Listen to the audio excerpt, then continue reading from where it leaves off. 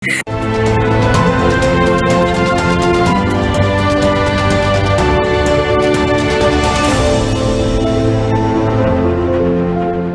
16 jours d'activisme et de lutte contre les violences basées sur le genre au Bénin, un fléau qui, dans notre pays, comme malheureusement un peu partout dans le monde, touche plus d'individus qu'on ne croit, battus, violés dans ou hors du couple, victimes de discrimination ou de harcèlement sur leur lieu de travail, exploités au sein d'une cellule familiale. Toutes ces différentes formes de violence à l'égard des femmes sont souvent passées sous silence et font rarement objet de poursuites judiciaires à l'encontre de leurs auteurs. C'est pour pointer du doigt ces pratiques que cette campagne a été initiée pour accompagner les femmes dans leur souffrance et surtout pour rompre l'indifférence qui règne trop souvent encore autour de ce fléau national. Nous en parlons ce matin avec Maître Huguette Bopé-Akadia, présidente de l'Institut national de la femme.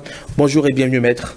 Bonjour Monsieur Amégan. Comment allez-vous? Je vais bien et merci de m'avoir invité sur votre plateau. Mais c'est un plaisir de vous recevoir sur 5 sur 7 matin pour évoquer cette question épineuse. Mais avant justement d'entamer la discussion avec vous, on va voir ce message de sensibilisation que vous avez initié à l'endroit justement de toutes ces personnes, de tous les Béninois d'ailleurs, pour qu'ils puissent contribuer à briser le silence.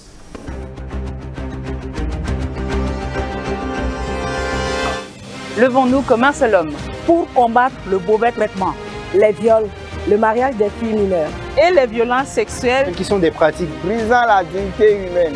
Au Bénin, les violences basées sur le genre sont sévèrement punies par la loi. N'ayons pas peur de saisir les autorités judiciaires. Si nous sommes témoins ou victimes d'une quelconque violence. La prévention de la violence sexuelle est la responsabilité de tous. La prévention de la violence sexuelle est la responsabilité de tous. Prenons l'engagement aujourd'hui de briser le silence et de dénoncer tous les cas de violation de droits, quels que soient leurs auteurs.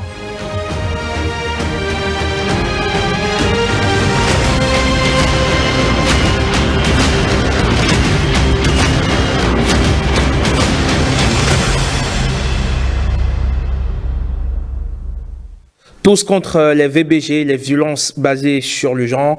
Maître, aujourd'hui, on parle de 16 jours d'activisme pour intensifier justement la lutte. Mais avant, je voudrais savoir aujourd'hui quel est l'état des lieux au Bénin en termes de violences basées sur le genre. Est-ce que les gens sont de plus en plus récalcitrants ou à travers toutes ces sensibilisations qu'il y a autour, on a l'impression que le phénomène commence par régresser? Alors, nous avons eu des chiffres tout à l'heure. Je crois qu'on a parlé de 69% d'études qui a été réalisée par le ministère des Affaires sociales et de la microfinance a établi que 69% de femmes béninoises avaient été au moins une fois victimes de violences. Je vais vous donner les chiffres de l'Institut national de la femme depuis sa création pour vous dire que de janvier au 31 octobre 2023, depuis sa création, nous avons reçu 1010 dossiers. 1010 dossiers. 1010 dossiers.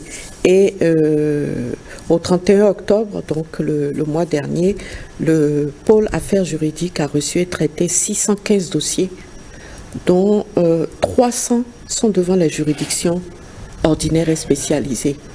Et jusqu'à cette date, 17 décisions de condamnation ont été rendues et bien évidemment les autres cas continuent d'être traités au niveau de l'Institut national de la femme. Je pense que c'est à la fin de l'année prochaine que nous allons pouvoir produire des données qui nous donnent un aperçu clair des avancées et aussi des domaines dans lesquels il y a de la recrudescence. Parce qu'en fait, l'état des lieux tel que nous le vivons, montre, première chose, que grâce aux réseaux sociaux, on est davantage informé. Parce qu'il y a la violence vécue, déclarée, dénoncée, contre laquelle on se plaint, mais il y a aussi la violence qui est subie dans le silence. Et c'est la difficulté en fait des données statistiques dans ce domaine parce qu'on ne peut donner de statistiques par rapport à ce que les femmes veulent bien déclarer. Mais ce qu'on constate, c'est que il y a de plus en plus de dénonciations. Le réflexe de la dénonciation est de plus en plus acquis. Le réflexe du non à la violence est de plus en plus une réalité. Et la condamnation, je veux dire la répression de la violence est de plus en plus forte. Nos lois sont de plus en plus spécifiques. Donc, le champ de couverture des lois qui sont appliquées s'est élargi. Et je peux aussi dire que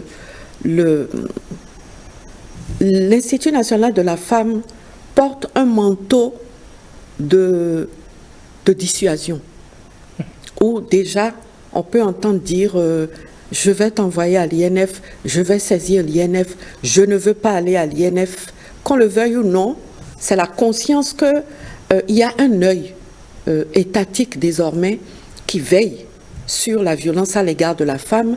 Il y a aussi la conviction que le temps de l'impunité est passé et qu'il y a certaines choses qu'on ne peut plus faire gratuitement.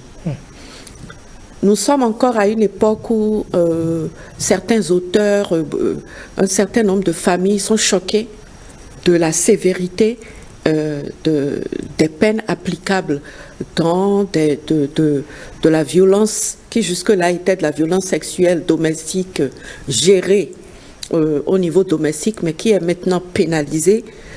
Mais moi, je crois qu'il y a des raisons de rester optimiste.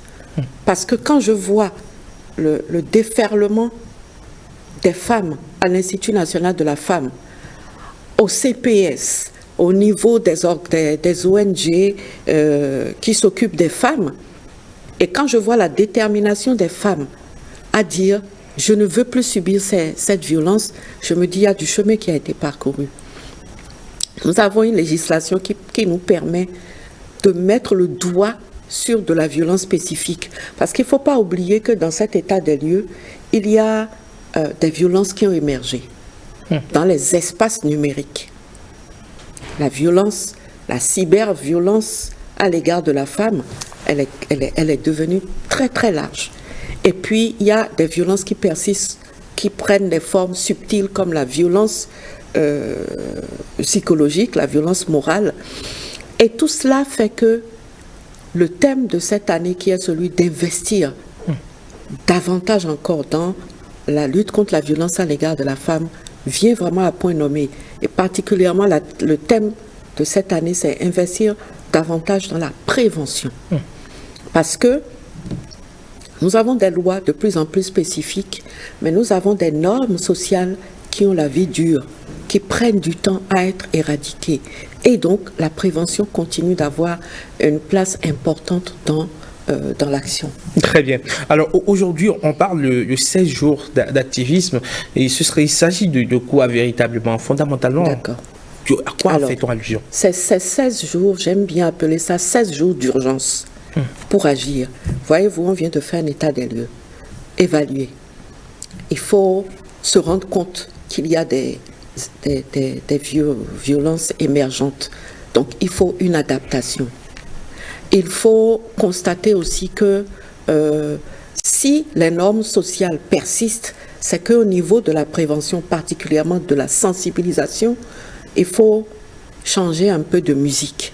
Et à ce niveau-là, j'avoue que le numérique nous est vraiment très utile. Je me plais à dire aussi que le slam, la scène, le théâtre, la danse, il y a beaucoup d'autres formes de sensibilisation qui émergent et qui prennent en fait, particulièrement au sein de la jeunesse. Donc, voilà les éléments autour desquels une forme de mobilisation en fait. Le ministère des Affaires sociales et de la microfinance et l'Institut sont ensemble.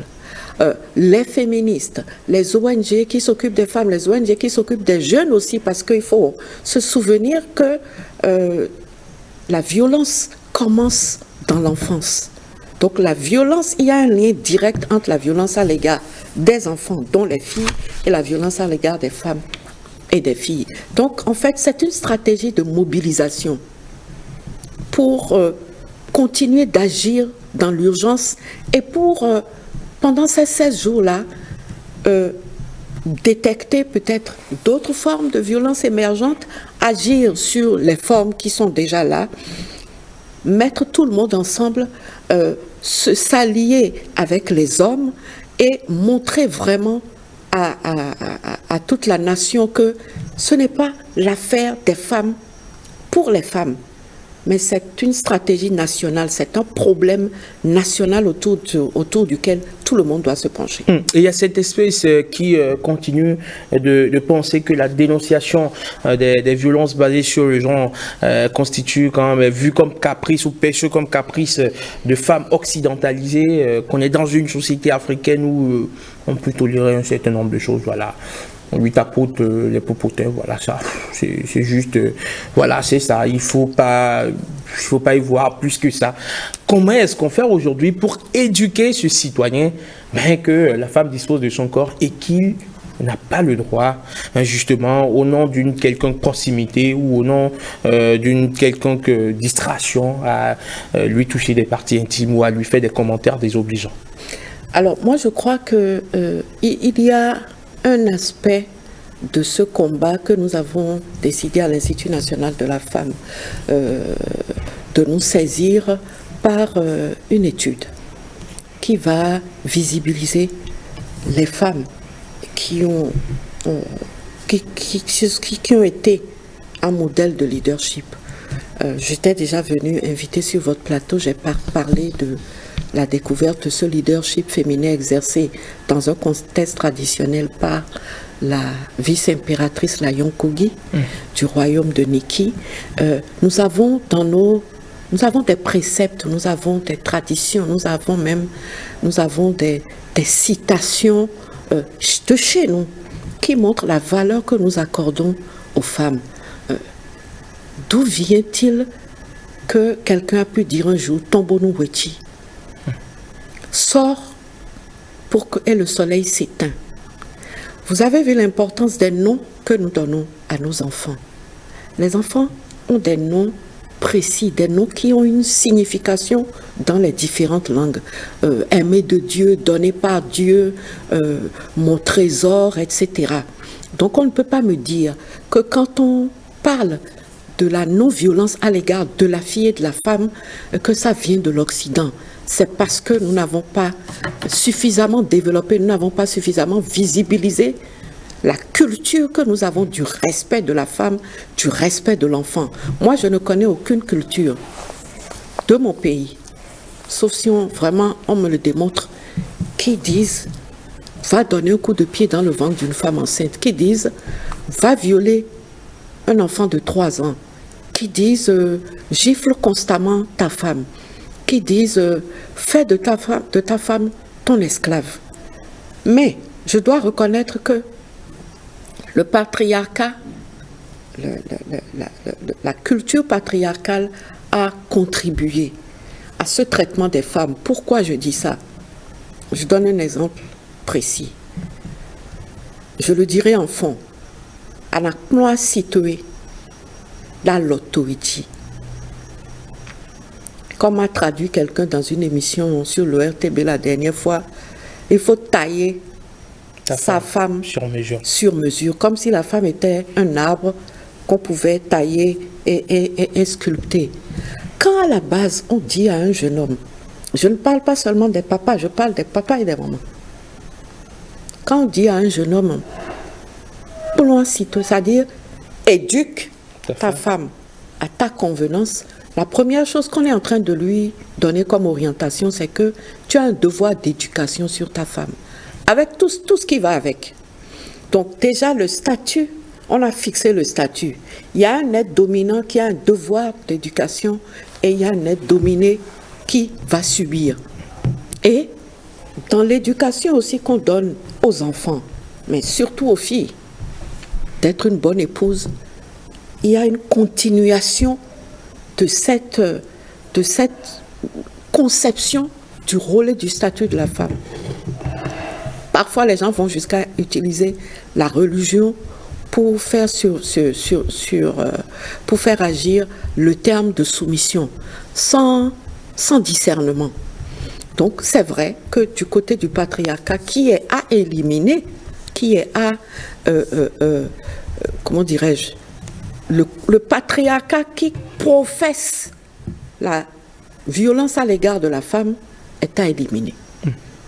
Donc voilà ce que je peux vous dire. Et aujourd'hui, quelles sont les perspectives dans cette lutte? Est-ce que les voyants sont ouverts? Est-ce qu'on a des raisons d'espérer qu'avec tout ce qui est mis en place dans le contexte actuel pour barrer la voie à toutes ces personnes qui sont sur le mauvais chemin, le mauvais côté de la route, qu'ils puissent serrer les rangs, comme on le dit, et puissent se retrouver dans le droit chemin? Moi, je suis optimiste.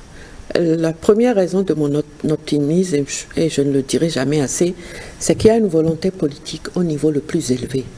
Ça, vraiment, c'est nous avons ça de plus que beaucoup d'autres pays qui nous entourent. Parce qu'il y a des chefs d'État qui disent, mais qui ne font pas.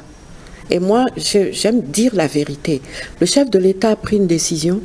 Il a donné un mandat à l'Institut national de la femme. Il a donné aussi un mandat au ministère des Affaires sociales et de la microfinance. Et nos mandats sont complémentaires. Pourquoi je le dis? Il y a des leviers sur lesquels il faut agir pour éliminer progressivement la violence à l'égard de la femme et de la fille et pour promouvoir aussi le leadership des femmes. C'est l'autonomisation financière. Ça, ce n'est pas dans le mandat de l'INF, c'est dans le mandat du ministère des Affaires sociales et de la microfinance. J'ai de bonnes raisons d'espérer parce que le plan de travail annuel de l'Institut national de la femme est doté d'un budget qui lui permet d'agir, qui lui permet d'exécuter le programme, les activités, de faire les actions qui ont été prévues. Il faut agir sur tout ce qui est de l'ordre à perturber les moyens de revenus, ce qui limite la protection sociale, ce qui fragilise, on va dire, l'économie des ménages. Il faut agir dessus parce que chaque fois que ces niveaux-là baissent, eh ben, la violence à l'égard de la femme et de la fille s'accroît. Et les rôles conjoints du ministère des Affaires sociales, de la microfinance et de l'Institut national de la femme permettent de prévenir, d'agir, d'assister et de défendre les victimes et de les accompagner. Quand je parle du filet de protection sociale, je pense à l'Arche. Quand je parle d'économie du projet Arche, quand je pense à l'autonomisation de la femme, je pense au microcrédit et à toutes les autres actions que des structures comme la BAD et tous des partenaires techniques et financiers nous aident à entreprendre.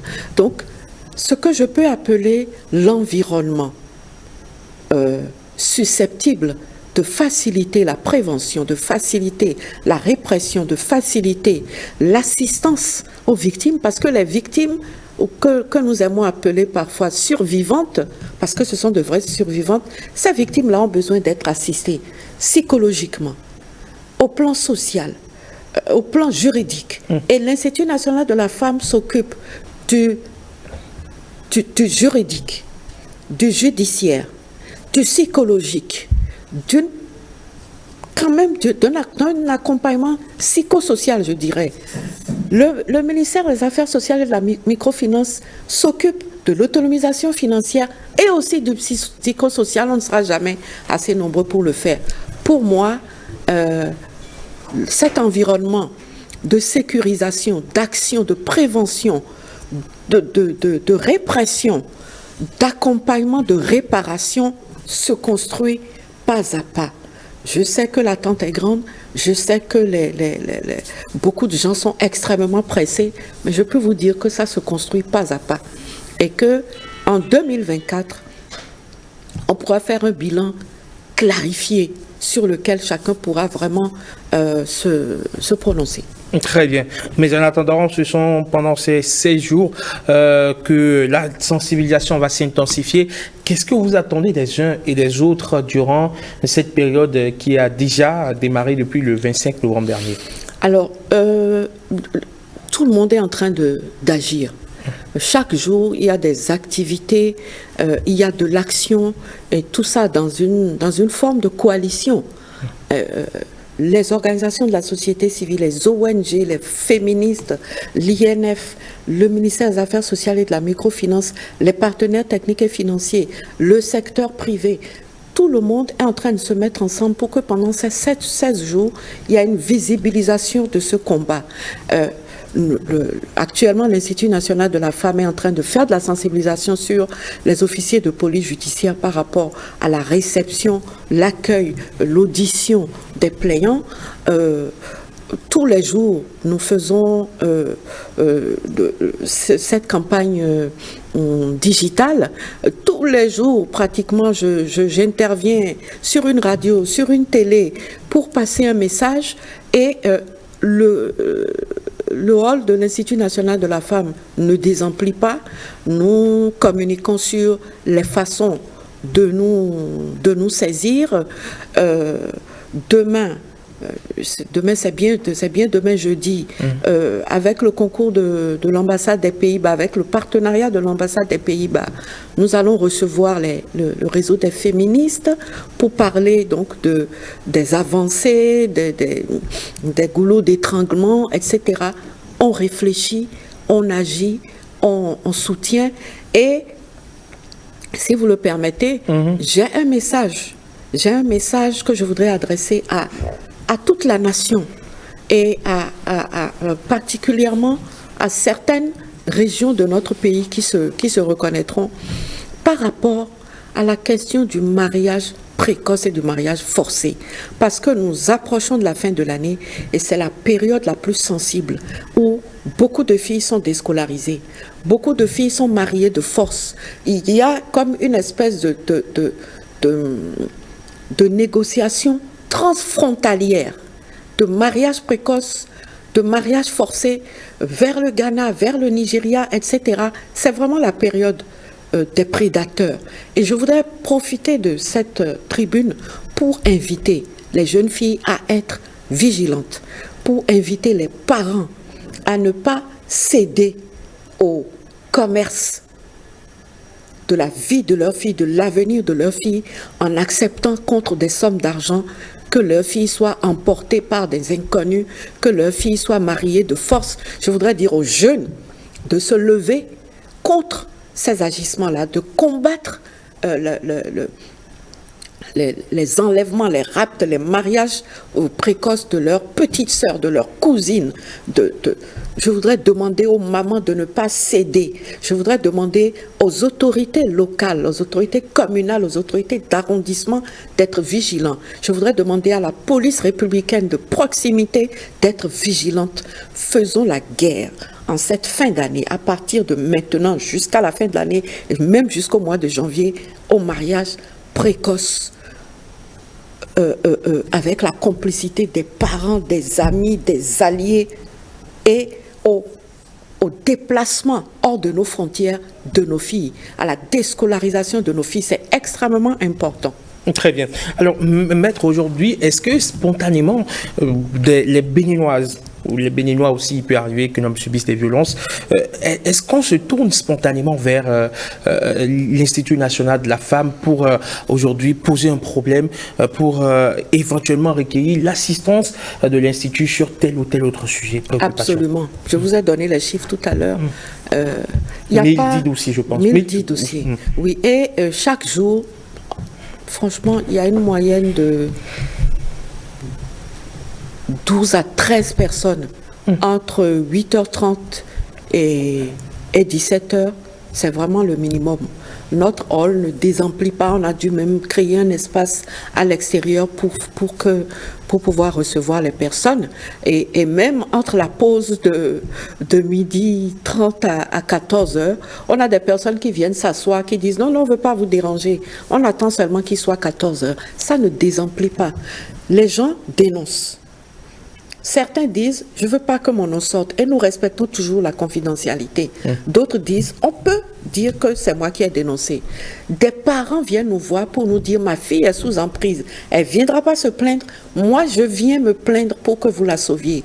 Et quant aux femmes, aux jeunes filles qui viennent se plaindre ou qui nous écrivent ou qui sont sur Facebook, notre page Facebook, ou qui nous envoient des emails, elles sont légion.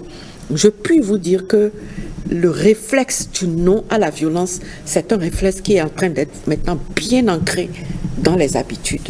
Vous vous positionnez aujourd'hui, on va le dire, donc en Don Quichotte ou même en Robin des Bois pour réparer les torts causés par la cité. Le gouvernement a, donc, vous l'avez rappelé d'ailleurs, eu les nez creux en mettant sur pied l'Institut national de la femme. Est-ce que vous avez les moyens humains, matériel, logistique, de faire face à ce flux qui devient de plus en plus pressant, de plus en plus important?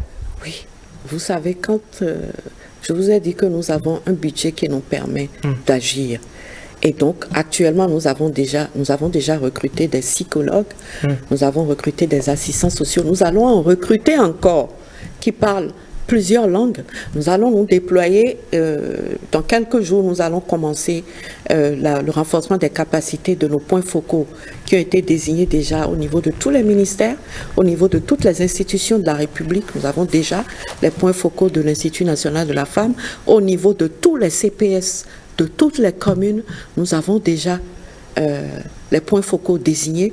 Donc le renforcement de capacité va commencer, ils vont se déployer sur le terrain et ils seront les bras droits opérationnels de l'Institut national de la femme en collaboration avec les antennes départementales, les 12 personnes physiques qui seront des antennes départementales de l'Institut. Ça va se déployer sur le terrain et ça va agir avec les CPS, avec la police républicaine, avec les ONG, avec toutes les structures d'appui qui existent déjà, avec les juridictions, pour que l'Institut national de la femme soit présent sur tout le territoire. Donc, c'est une mission qui est grande, elle est énorme, mais nous avons la passion de cette mission. Nous croyons fortement à cette mission. Nous avons le soutien indéfectible du chef de l'État. Je le dis pour qu'on sache que c'est l'une de ses préoccupations. Et quand c'est comme ça, on va dire que on peut se sentir rassuré d'être comme la pupille, d'avoir comme une espèce de parrain national qui a mis en place les mécanismes institutionnels qui vont permettre d'assurer un mieux-être des femmes et des filles. Parce que on oublie aussi que ça a un coût. On oublie que une femme victime de violence s'appauvrit. Pourquoi? Parce que pendant qu'elle subit les conséquences de la violence, pendant qu'elle subit la violence, ses revenus diminuent puisque ses activités sont réduites. Pendant que ses activités sont réduites, que ses revenus diminuent, elle dépense pour sa santé. Il faut comprendre ça aussi comme une impossibilité d'atteindre un développement véritable, périn, si on ne combat pas la violence à l'égard de la femme. Très bien. Et surtout avec cette vision 2060 que le Bénin veut éditer dans les prochains mois à venir, on espère que justement le combat pour l'émancipation de la femme sera mis en grandeur là-dessus, donc dans cette vision-là. Avant de boucler cet entretien, on va une fois encore voir ce message de sensibilisation. C'est notre façon à nous d'accompagner ces 16 jours donc d'activisme et de lutte contre les VBG, les violences basées sur le genre. On voit à nouveau ce message de sensibilisation.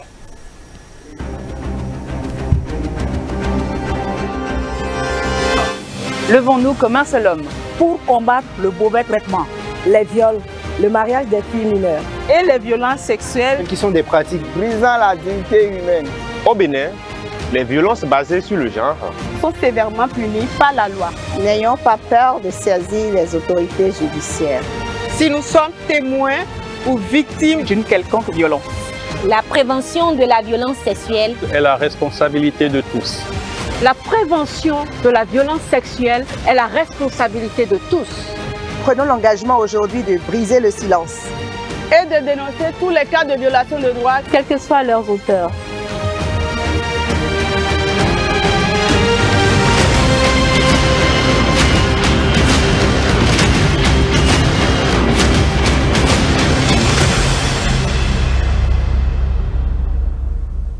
Et je fais ça aussi pour, bien évidemment, jouer ma partition maître. Comment joindre l'Institut ou contacter l'Institut national de la femme? Parce qu'on s'imagine qu'il y a encore des personnes qui se posent des questions sur comment vous joindre quand on a un souci, comment se porter vers vous, quelle est la démarche? Alors, je crois que je vais vous donner les deux moyens les plus simples. Vous appelez le 51 07 88 88. On peut décrocher. Si on ne décroche pas, vous laissez un message vocal, vous laissez un message écrit. Vous pouvez envoyer des documents, des preuves de ce que vous avez subi et on va vous appeler. Vous pouvez directement vous joindre, vous rendre à l'Institut national de la femme. Je vais l'indiquer. Quand vous arrivez à Erevan, le supermarché Erevan, zone de l'aéroport, que vous êtes en direction de Fidjousset, c'est la 8e rue, exactement la 8e rue à gauche, après le supermarché Erevan, et c'est le 2e bâtiment à droite. Je voudrais, pour finir, dire un petit mot. Dans les innovations par rapport à nos politiques de prévention et autres, je voudrais dire qu'il ne faut pas craindre d'écouter la voix de nos contradicteurs. Parce que une stratégie, un combat se bâtit aussi sur ce que l'on entend son contradicteur, voire même son détracteur dire. Ça permet d'affiner les réponses, ça permet d'écouter l'autre son de cloche, parce qu'on ne peut pas empêcher un combat d'avoir des détracteurs et d'avoir des contre, des opposants, des anti. Il faut les écouter pour affiner ces stratégies. Et comme dirait un dicton en anglais, ne combattez pas vos ennemis, ne mettez pas trop d'énergie à combattre vos ennemis. Mettez de l'énergie dans l'argumentaire que vous allez développer pour les rendre inaudibles. Je voudrais dire qu'il ne faut pas craindre d'écouter ceux qui ne sont pas d'accord pour pouvoir peut-être faire de nos meilleurs de nos pires détracteurs, nos meilleurs promoteurs. Merci beaucoup, maître. Et c'est sur ce message d'espoir et d'exhortation que nous mettons fin à cet entretien. On espère que votre message, il est entendu 5 sur 5 et que, à travers ces jours de sensibilisation, à travers ces efforts du quotidien, nous pouvons contribuer à construire une société, une communauté où le vivre ensemble est la chose la mieux partagée, où les violences basées sur le genre seront à milieu de nous très, très bientôt. Merci beaucoup. 5 sur 7 matin. La suite, c'est dans quelques petites minutes. Le temps pour nous de faire une petite pause et de revenir juste après.